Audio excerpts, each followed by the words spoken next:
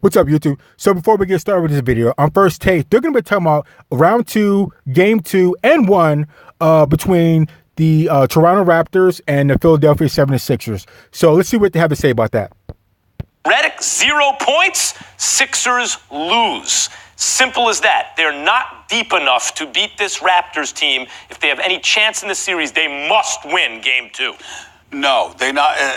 It's not about winning game 2 because they're the road team. If the first 2 games were in Philadelphia, it would be a must-win situation.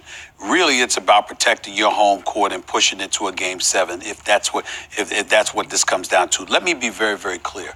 I have the Toronto Raptors winning this series. Here's the difference between my opinion before the series and my opinion after watching game 1. Okay.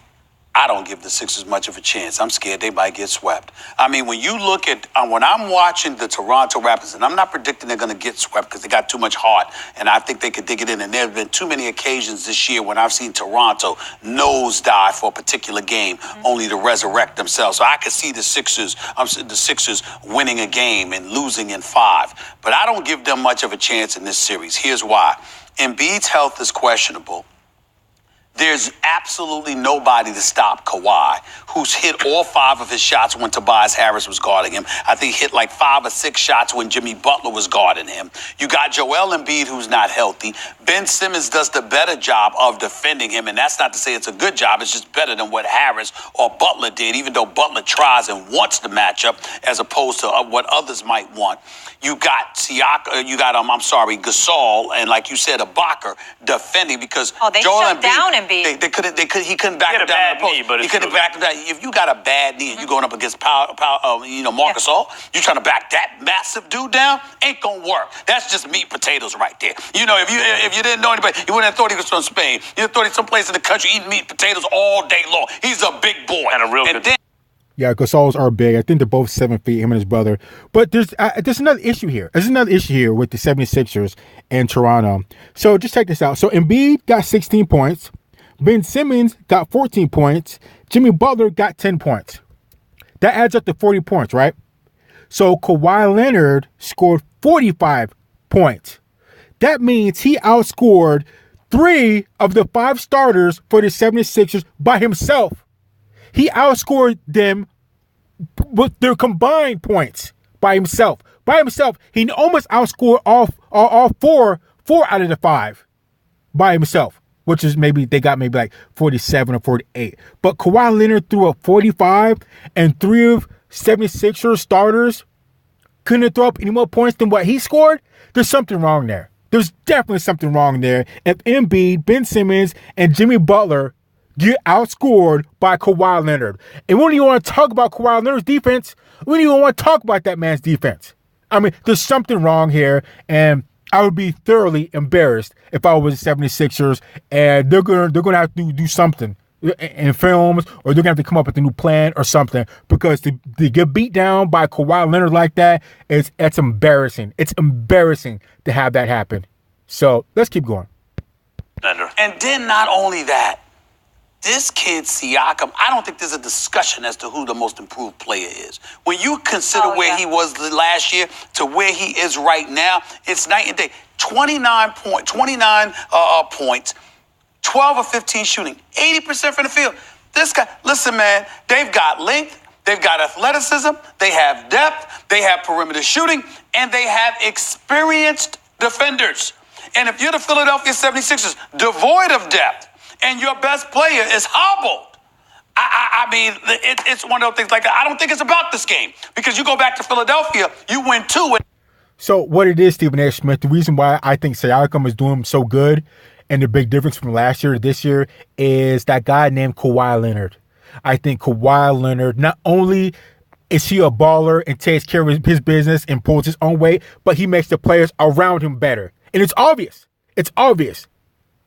I mean, he put up 45. Siakam got 29. See, what it is Kawhi Leonard's like, you know what? I've been there. I've done that. I've been to the finals. I got finals MVP. I know how to do this. You just try to keep up with me, Siakam, and we can make this run.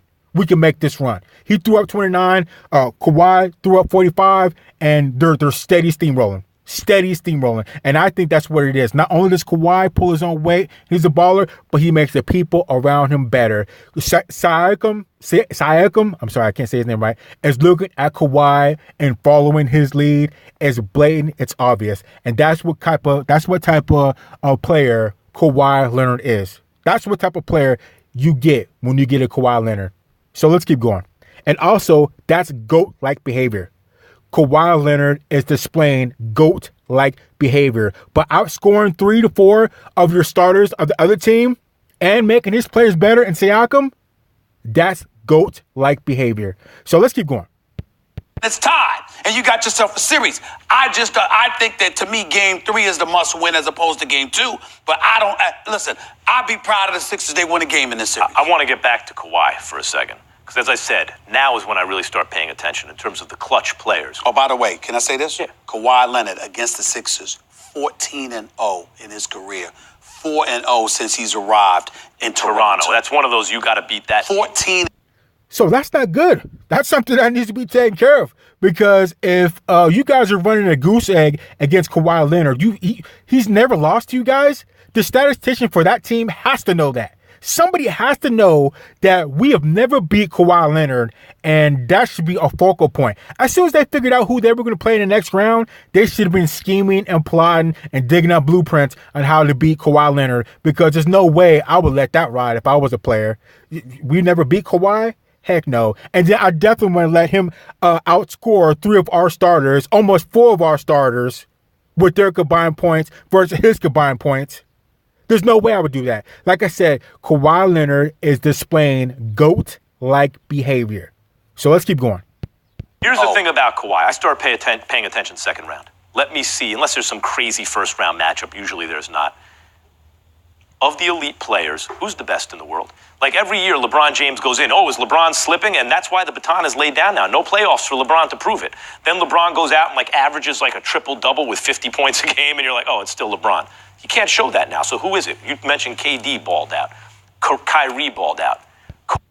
So I would say overall, it'd be Kevin Durant is the overall best basketball player in the league right now, definitely in the finals.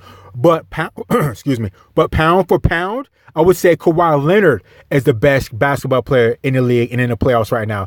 If you guys understand the distinction that Kevin Durant is the best overall basketball player and Kawhi Leonard is the best pound for pound basketball player. If that makes any sense, I hope it does.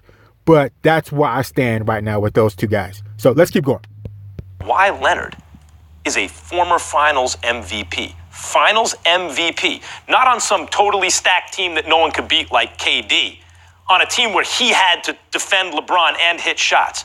The former Finals MVP, who Masai Ujiri brought in to be the best player in a championship team, drops 45 and plays defense, and you talk about Stephen A. They don't have anyone who can defend him. Well, we look differently. We look at that San Antonio team that he was playing great. with. It was a great team. And not only that. But not the Warriors. Well, yeah, but the point is the chemistry. And I don't want to get, I hear you. I don't want to get sidetracked on that. So Kawhi Leonard did a good job. He deserved MVP for what he did to LeBron James at that point in time. I think that was LeBron James' second finals loss. Before that was Dallas Mavericks. But not only that, and Iguodala got finals MVP against LeBron James. I don't know why I brought that up. But anyways, though, so definitely, I would definitely go with Kawhi Leonard, probably overall having the best performance in the playoffs right now because he's doing more with less. Kevin Durant, obviously, his team is stacked. He's got more quality players than Kawhi Leonard does. So I would say Kawhi Leonard is probably doing more with less, and he's probably playing the best right now. So let's keep going. Kawhi Leonard, you mentioned they don't have anyone to defend him, the Sixers. Jimmy Butler, by reputation, is an elite defender. Can't do anything with Kawhi. Can't do anything. He's a little smaller, I get it, still can't do anything with Kawhi. Ben Simmons is, if he's not an elite defender, he's the next thing to it. He did a better job, but really couldn't stop him. Who exactly is this mystery man in the NBA who's going to do a great job on that Kawhi Leonard? I don't think you can stop him. There's not going to be anybody because, like you said, Jimmy Butler's 6'8". Kawhi Leonard's 6'7", 220, and Ben Simmons is 6'10". And like I said, Kawhi Leonard's 6'7". So there's two mismatches there that kind of favor Ben Simmons and Jimmy Butler, but they can't do it because the claw, baby. Kawhi Leonard is just a beast on both sides of the court, which that's why I keep saying Kawhi Leonard is displaying GOAT-like behavior. So let's keep going. That Kawhi Leonard one-on-one. You can't sick a defender on him and be like, well, he'll stop Kawhi. It's the old, you only hope to contain him. That's how Kawhi was playing offense. If Kawhi's playing offense like that, it's a wrap. Yeah, but the Sixers are not an elite defensive team, and that's the key to that as well. They're good, but they're not an elite defense. Jimmy Butler's a hog on defense and had trouble with Kawhi. So I don't know. Let's keep going. Team, and when you're going up against elite defensive teams, not to say that we question Kawhi's greatness because we know what he brings to the table, but there's levels to this, and when you're comparing Kawhi Leonard, he's in the conversation as the best in the world, but he's not my choice, which is what we'll get into later. Yeah, if they go down 0-2, we all agree they're not turning around, winning 4 out of 5. But Stephen A., who needs to step up the most on the Philly side to get this done? On the Philadelphia 76ers side, well, listen, it's not one person. But if I had to pick one above all else, it would be Ben Simmons. And the reason why it's going to be Ben Simmons is because he's got to elevate his level of play defensively because he's the only hope towards stopping Kawhi. But he's also got to make things happen for everybody else. He's got to notice that Embiid's not 100%, and you got to position. I could make the argument it ain't even a player. It's Brett Brown. You got to figure out something. I agree in terms of how to use Joel Embiid. Let me tell you something right now. I like Brett Brown, such a great guy, and has done a good job over the last couple of years with the Sixers. But I'm telling you, the Sixers are taking a hard look at that situation because with the talent that they have, although they lack depth, there are expectations, man, and you're looking at him and how they're going to be used. It's one thing to lose this series. But let's say, for example, you lose in 4 or 5, they're going to look at Brett Brown there. I think look at Brett Brown. Even if they win in 5, or if they lose in 5 or 6, I think he's. I'm just saying that's what I'm saying. For no reason. The answer, I can't even say Embiid because he has a bad knee. It's good. The optics will be bad because he got. Yeah, but between Embiid and Simmons, they should be able to try to contain Kawhi Leonard because you have a 6'10" and a 6'8".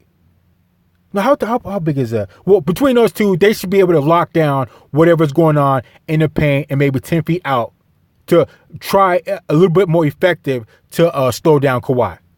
So between Embiid, 6'10" or 7 foot, I can't remember, and Simmons, 6'10", they should be able to do something to slow down Kawhi to where he's definitely not outscoring 3 of your starters the way he's doing.